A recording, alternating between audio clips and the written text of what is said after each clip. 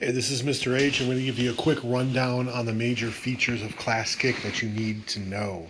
So first of all, when you're in Classkick, you obviously want to make sure you're logged in with your Google credentials. You'll use your teacher's code given to you to get in. Do not just put a name in the name box. Click log in with your Google credentials so you can be assigned the correct assignment. The first assignment you might end up looking at in physics would be this one, Classkick Practice. So across the top you have all of your options that are available to you. Okay, so the scroll is just the cross arrows there, and that just allows you to, when you place your finger or stylus on the page, it allows you to literally just scroll the page. Okay, the arrow allows you to select items that are movable within your page. Okay, so on a basic assignment such as this, there's really nothing to move. Okay, but if we did have items in here, like little pictures, diagrams, things like that you can interact with, you would use that little arrow to interact. The main tools you're going to be using here, though, are Markup Tools, which would be first the pencil. If you double click on the pencil, you can get your color options, and you can also get the width of your line.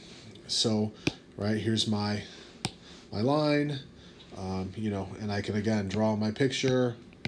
Right, there we go. Okay, if you don't like your picture, you can click the erase to erase individual pieces. Okay, or you can hit the back arrow to undo what you've done.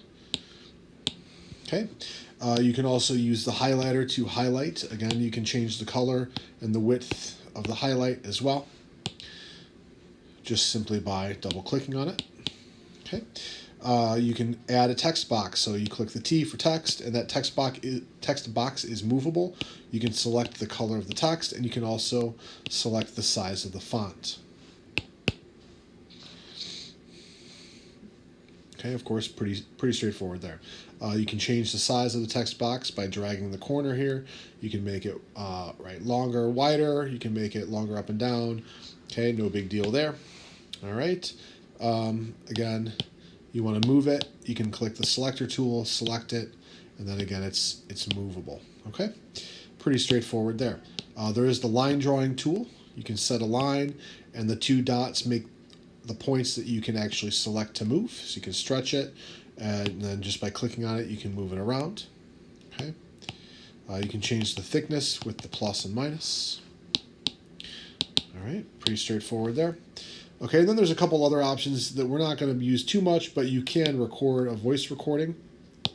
You can add in a link. Maybe you wanted to link a document, something like that. Or you can also add a photo by clicking the camera. Pretty straightforward. Okay, you navigate by simply, at the bottom, we're on page 1 of 3. You click the arrow to the right, and you'll just navigate to the next page.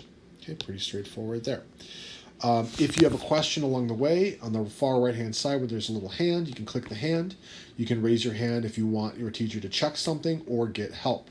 The other cool thing you can do about it is you can type in messages.